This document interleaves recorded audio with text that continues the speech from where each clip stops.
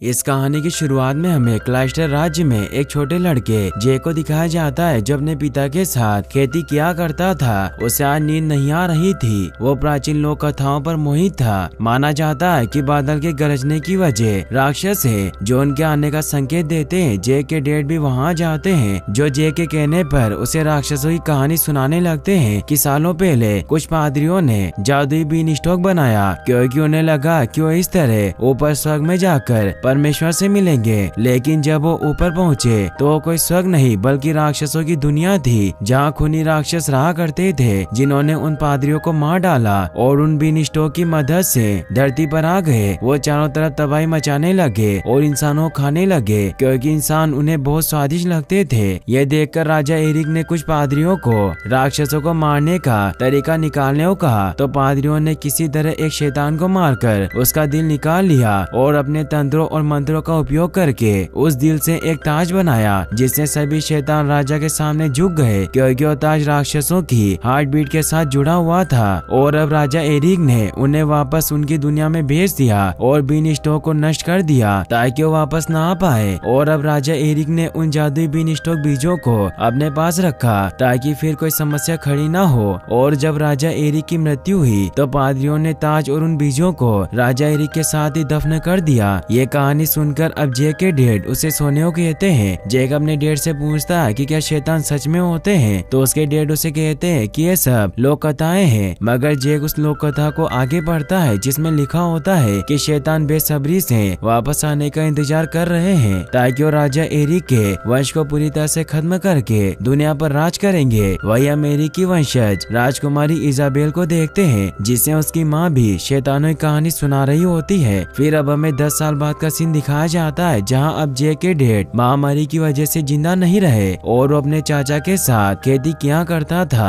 मगर उनका गुजारा मुश्किल से हो पाता है। इसीलिए जेक के चाचा उसे अपना घोड़ा और गाड़ी बेचने के लिए बाजार में भेजते हैं। जेक जब बाजार पहुंचता है तो अपने घोड़े को बेचने की कोशिश करने लगता है तभी उसे राक्षसों की कहानी का शो दिखाई देता है इसीलिए वो भी उस शो को देखने लग जाता है। तभी वो देखता है कि कुछ शराबी लोग एक लड़की को परेशान कर रहे हैं इसीलिए जेक उस लड़की की मदद करता है तो शराबी जेक को हिट करता है। जेक उन्हें कहता है कि मुझे नहीं पता था कि एक शराबी में इतनी ताकत होगी इसीलिए अगर एक और बार तुमने मुझ पर हमला किया तो अंजाम बहुत बुरा होगा। तभी शाही सेना का लीडर एलमोट अपने साथियों के साथ वहाँ जाता है। सभी लोग अपने घुटनों पर झुक जाते हैं। वो लड़की उन शाही सैनिकों के साथ वहाँ से निकल जाती है जिससे जेक समझ जाता है कि वो राजकुमारी थी। जेक फिर जब बाहर आता है तो वहाँ उसका घोड़ा तो मौजूद होता है लेकिन उसकी गाड़ी चोरी हो गई थी। वही हमें महल में रोड्रिक नाम के आदमी को दिखाया जाता है जो राजा का मुख्य सलाहकार होता है जिसकी जल्द ही राजकुमारी इजाबेल के साथ शादी होने वाली थी। विक रोड्रिक का दोस्त होता है जो उसे कहता है कि आज राजकुमारी फिर से भाग गई थी। और जब रोड्रिक अपने लाइब्रेरी में जाने लगता है तो उसे ऊपर से पादरी आता हुआ नजर आता है जो बहुत डरा हुआ था। और जब वो ऊपर जाकर देखता है तो वहाँ की सारी चीजें टूटी और बिखरी हुई थी क्योंकि उसने राजा एरिक के जादुई बीज और ताज वहाँ छिपा कर रखे हुए थे। रोड्रिक इससे परेशान हो जाता है क्योंकि वो जादुई बीज वहाँ से गायब थे मगर ताज अभी भी वहीं होता है क्योंकि उसने चालाकी से उसे छिपा रखा था। रोड्रिक एक बहुत ही बड़ी साजिश रच रहा था। अब रोड्रिक के सैनिक उस पादरी को ढूंढने लग जाते हैं और अब महल के बाहर जाने के द्वार भी बंद हो गए थे। उस पादरी को तभी जेक दिखाई देता है जो अपना घोड़ा बेच रहा था इसीलिए जेक को कहता है कि मैं तुम्हारा घोड़ा 10 सिक्कों में खरीद लूंगा लेकिन अभी मेरे पास पैसे नहीं है। तो जेक उसे कहता है कि मैं खाली हाथ घर नहीं जा सकता जिस पर वो पादरी जेक को वो जादुई बीज देकर कहता है कि तुम इन्हें प्रार्थना घर में पादरी पीटर को दे देना जो तुम्हें तुम्हारे पैसे दे देंगे। और याद रहे कि ये बीज बहुत अनमोल है 10 सिक्कों से कहीं ज्यादा कीमती इसीलिए इन्हें संभाल कर रखना और पानी में भीगने मत देना। ये कहकर वो घोड़ा लेकर निकल जाता है लेकिन सैनिक उसे देख लेते हैं और उसे पकड़ने के लिए उसका पीछा करने लगते हैं। पादरी भागने की तो बहुत कोशिश करता है लेकिन कुछ ही देर में वो पकड़ा जाता है। वहीं जेक जब घर आकर अपने चाचा को पूरी बात बताता है तो उस पर बहुत गुस्सा होते हैं। जेक उन्हें कहता है कि कल मैं बीज प्रार्थना घर में देकर पैसे ले आऊंगा। तो चाचा उसे कहते हैं कि उस पादरी ने तुम्हें बेवकूफ बनाया क्योंकि पादरी के पास पैसे नहीं होते और अब तुम इतने बड़े हो चुके हो लेकिन फिर भी तुम जरा सी बात को नहीं समझे और उन बीजों को नीचे फेंक देते हैं। जेक उन बीजों को उठाने लगता है लेकिन उनमें से एक बीज 6 से नीचे जमीन जमीन पर गिर जाता है। चाचा जेक को कहते हैं कि मुझे अब मजबूरन तुम्हारे डैड के सामान बेचने होंगे जिससे हमारा गुजारा हो सकता है, क्योंकि छत खराब हो चुकी है और हमें किसी भी हालत में उसे ठीक करना होगा। वहीं इजाबेल अपने डैड यानी कि महाराजा ब्रह्मवेल के पास आती है। महाराजा इजाबेल से कहते हैं कि आप इस तरह से भागकर बाहर नहीं घूम सकती, क्योंकि आप एक राजकुमारी हो, आपको खतरा हो सकता है। तो इजाबेल उन्हें कहती है कि आपको मुझसे ज्यादा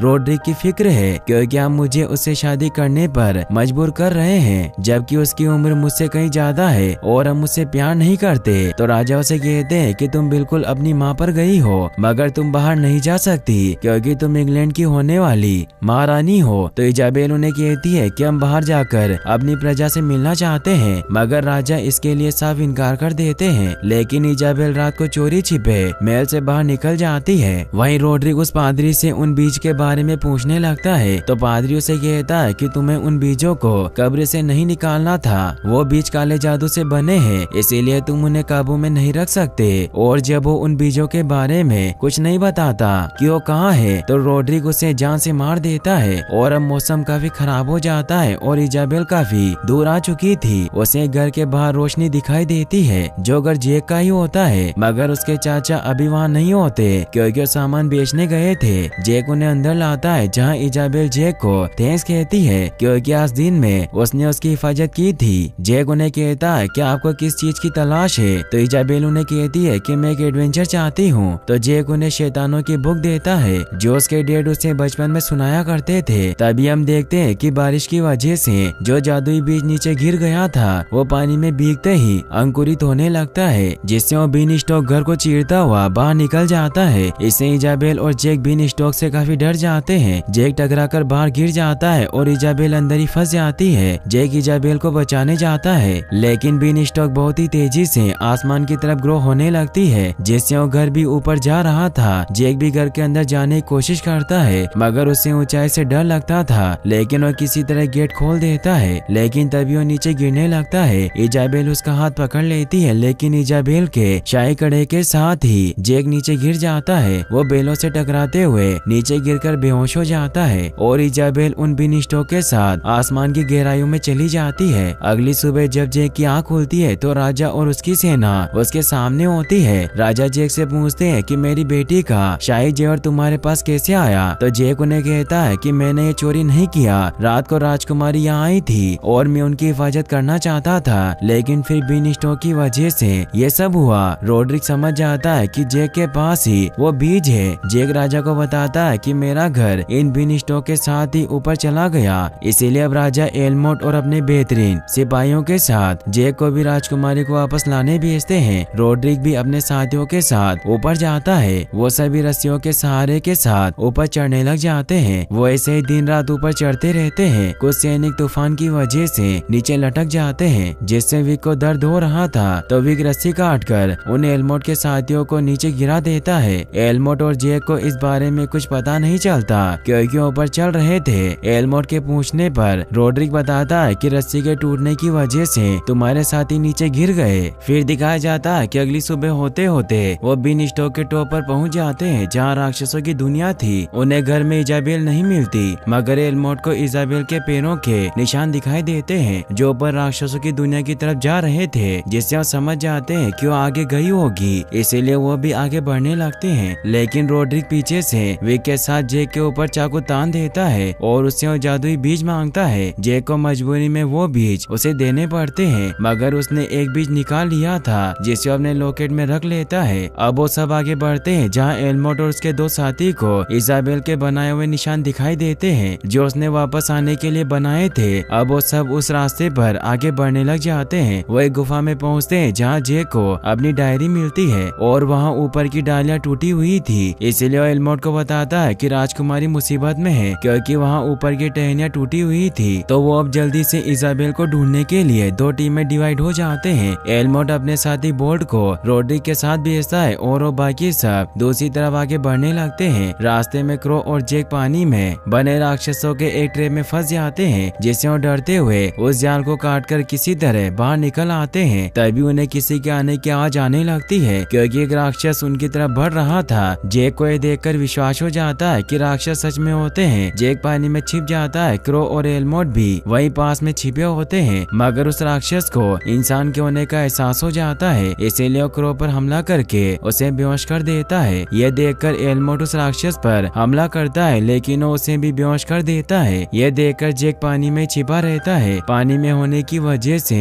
वो राक्षस उसे सूंघ नहीं पाता और उन दोनों को अपने साथ लेकर आगे बढ़ने लगता है। जैक भी चोरी छिपे उस राक्षस का पीछा करने लग जाता है, जिससे वो राक्षसों के शहर में पहुंच जाता है। वहीं रोड्रिक एलमोट के साथ बोल्ट को पहाड़ी से धक्का देकर मार देता है, लेकिन तभी दो राक्षस वहां आने लगते हैं, जिसमें से एक राक्षस विक को पकड़कर खा जाता है और दूसरा राक्षस भी रोड्रिक पर हमला करने लगता है। लेकिन रोड्रिक अपने साथ एरी का कवच लेकर आया था, जो राक्षसों को कंट्रोल करता है, क्योंकि वो पूरी दुनिया पर राज करना चाहता है। वहीं राक्षसों के जनरल फालन ने इजाबेल को बंदी बनाकर रखा होता है। वो उसे कहता है कि तुम एरी की वंशज हो, जिसने हमें यहाँ वापस भेज दिया था, लेकिन हमारी बदला लेने की बारी फिर से आ गई है। और उसे पूछता है कि तुम यहाँ कैसे आई, लेकिन इजाबेल जानती थी कि उसने अगर उन्हें धरती पर जाने का रास्ता बता दिया तो राक्षस धरती पर तबाही मचा देंगे, इसीलिए उसे कुछ नहीं बताती। तो राजकुमारी को पिंजरे के साथ बाहर लाकर अपने सभी साथियों को बताता है कि इंसान वापस से मरने आ गए और ये लड़की एरी की वंशज है, इसीलिए आज उससे बदला लेने का वक्त आ गया। तभी वहाँ अकर नाम का राक्षस एलमोट और क्रो को लेकर आ जाता है। जनरल उनसे धरती पर जाने का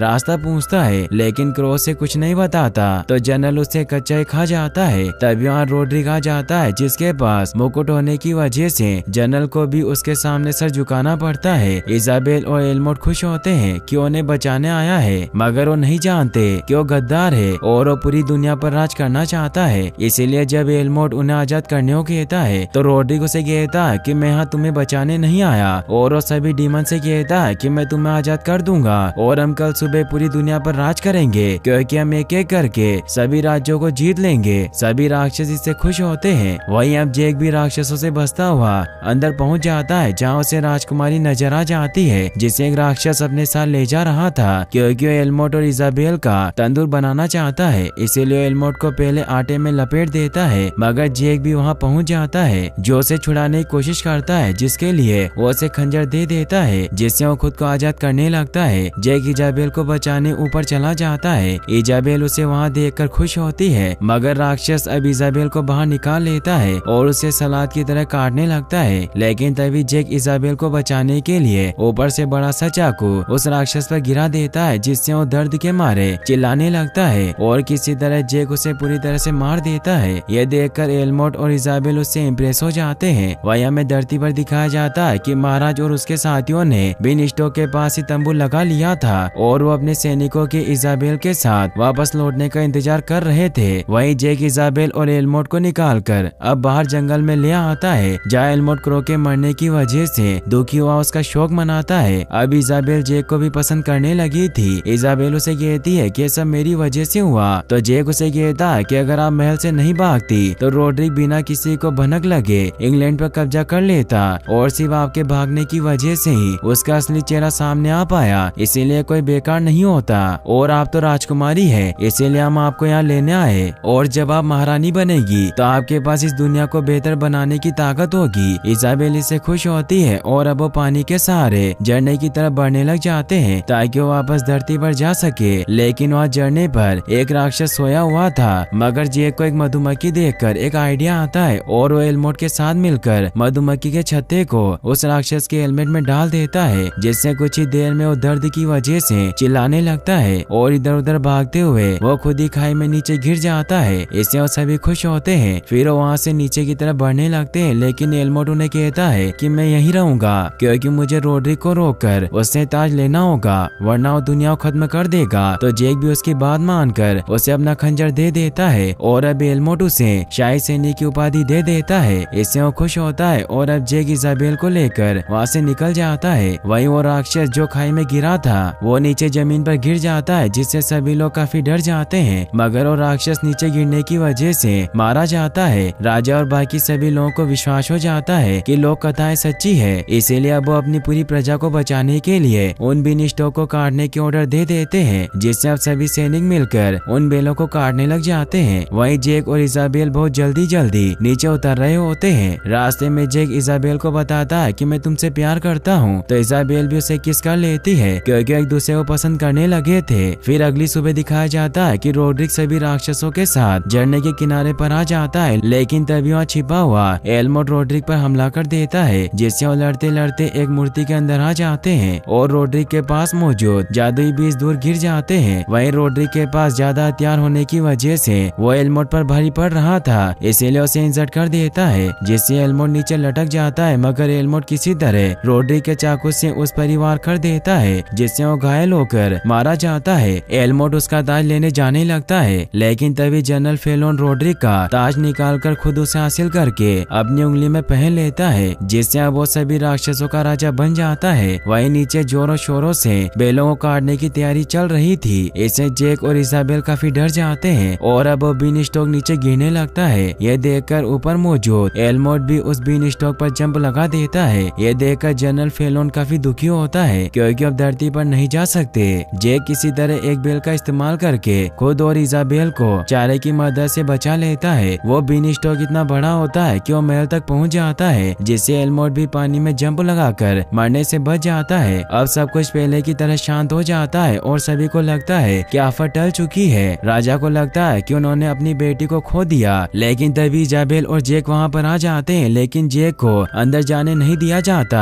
राजा अपनी बेटी से मिलकर खुश होते हैं। इजाबेल उन्हें बताती है कि जैक ने मेरी जान बचाई और रोड्रिक गद्दार है क्योंकि उसने राजा एरिक का ताज चुराया, जिससे वो शैतानों को कंट्रोल करके दुनिया पर राज करना चाहता है। राजा जैक को कुछ मोहरे देते हैं, मगर जैक राजा को कुछ कह नहीं पाता कि वो इजाबेल से प्यार करता है क्योंकि कानून के मुताबिक आम आदमी की शादी राजकुमारी से नहीं हो सकती। इसीलिए ना चाहते हुए भी जैक और इजाबेल को जुदा होना पड़ता है। इजाबेल राजा के साथ वहाँ से महल की तरफ निकल जाती है। वहीं ऊपर सभी राक्षस काफी परेशान होते हैं क्योंकि अब नीचे जाने का कोई रास्ता नहीं था, लेकिन तभी फेलोन को थैली नजर आ जाती है जिसमें वो जादुई बीज थे और वो खुश हुआ उन बीज को पानी में फेंक देता है, जिससे वहाँ उन 4 बीजों से बीन स्टॉक निकलने लगते हैं। अब सभी राक्षस उन बीन स्टॉक पर लटक जाते हैं, जिससे उनके वजन की वजह से वो बेलें नीचे की तरफ जाने लगती है। वहीं जैक को अपना घोड़ा नजर आ जाता है, जिसे देखकर वो खुश होता है, मगर तभी उसे पानी में वो बीन स्टॉक दिखाई दे जाते हैं, जिससे वो समझ जाता है कि राक्षस धरती पर आ रहे हैं। इसीलिए वो तेजी से महाराज को ये बात बताने के लिए अपने घोड़े से आगे बढ़ने लगता है। अब कुछ ही देर में राक्षस तेजी से महल की तरफ बढ़ने लग जाते हैं और सभी सैनिकों पर हमला कर रहे होते हैं। राजा और इजाबेल सुरक्षित महल में पहुंच जाती है, मगर जैक अभी भी पीछे होता है। एलमोट ने महल के चारों तरफ आग लगा दी थी, इसीलिए वो ब्रिज को उठवाने लगता है, लेकिन वक्त रहते जैक अंदर आ जाता है। जनरल उस ब्रिज से लटक कर उसे बंद होने से रोकने की कोशिश करता है, लेकिन जनरल अपने सैनिकों से उस पर हमला करके उसे नीचे पानी में गिरा देता है, जिससे आग में जल जाता है। सभी राक्षसों को लगता है कि वो मर गया है, इसीलिए अब वो उनका नया जनरल बनता है। लेकिन फेलोन मरा नहीं था, बल्कि उसे महल के अंदर जाने का तहखाना नजर आ जाता है, जिसकी वजह से वो आगे बढ़ने लगता है। अब बाहर सभी शैतान एंकर की मदद से ब्रिज को बंद होने से रोकने की कोशिश कर रहे होते हैं, लेकिन एलमोट भी अपने साथियों के साथ उन्हें रोकने लग जाता है। साथ ही अब वो महल पर पेड़ पौधे और बेल से हमला करने लगते हैं, इसीलिए इजाबेल को जैक के साथ वहाँ से इंग्लैंड टावर की तरफ भेज देते हैं ताकि वो बाकी राज्यों को खबर कर सके कि शैतान लौट आए हैं। इजाबेल जैक के साथ खुफिया रास्ते की मदद से महल को पार करने लगती है। वहीं बाहर सभी बीच को खुलने से रोकने की कोशिश कर रहे होते हैं और राक्षस लगातार उन पर हमला करते जा रहे थे। जैक और इजाबेल जब महल के अंदर पहुंचते हैं, तभी फेलोन छत को तोड़ता हुआ वहाँ पर आ जाता है और उन्हें मारने के लिए उन पर हमला करने लगता है, जिससे वो दोनों वहाँ से भागने लगते हैं। लेकिन फेनोल इजाबेल को पकड़ लेता है और उसे खाने लगता है। यह देखकर जैक उसे मारने के लिए छलांग मारता है, लेकिन फेलोन के 2 सर होने की वजह से वो उसे पकड़ लेता है और उसे खाने लगता है। लेकिन जैक अपने लॉकेट में से जादुई बीज निकालकर फेलोन के मुंह में फेंक देता है, जिससे वो बीज उसके पेट में बड़ा होने लगता है और देखते ही देखते बीन स्टॉक ट्री उसके पेट से निकलकर उसे पूरी तरह से खत्म कर देता है और महल भी टूटने लगता है, जिससे वो दोनों वहाँ से भागने लग जाते हैं। तभी जैक के पास फेलोन का कटा हुआ हाथ गिरता है, जिसमें एरिक का कवच होता है। वहीं बाहर शैतान सैनिकों पर भारी पड़ रहे थे और वो ब्रिज खोलने में भी कामयाब हो जाते हैं, जिससे राजा और सभी सैनिक जंग के लिए तैयार होते हैं। लेकिन वो सभी काफी डरे हुए थे, उन्हें लग रहा था कि मानो उनकी मौत की घड़ी निकट आ गई हो। लेकिन तभी ताज लेकर जैक वहाँ पर आ जाता है, जिससे सभी राक्षस अपने हथियार फेंक कर जैक के सामने घुटने टेकने लग जाते हैं।